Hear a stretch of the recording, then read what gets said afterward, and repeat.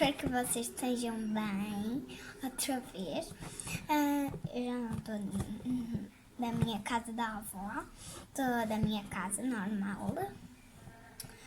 Ok, então nós vamos fazer uma fogueira. Eu pedi esta caixa branca, não, é escrita.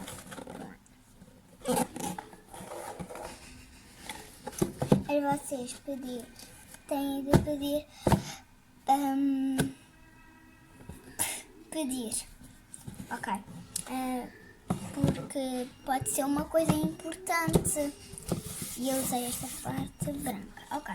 Hoje vamos fazer uma fogueira e estão a ver esta caneta? Ok, esta é para desenhar, então vamos fazer, ok, tá bem. Então vamos fazer a fogueira. Se inscreva-se no meu canal, deixe o like. Então vamos fazer.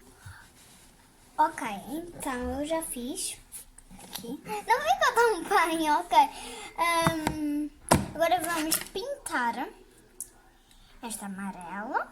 Não sei se eu acho que vocês vão ver. Este é vermelho. Este é castanho. Claro. Ok, então vamos pintar. Então, eu já fiz.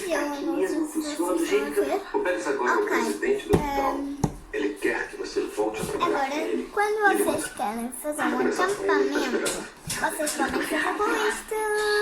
E com uma caixa branca, com caneta, para desenhar com caneta. Então, tchau, beijinhos.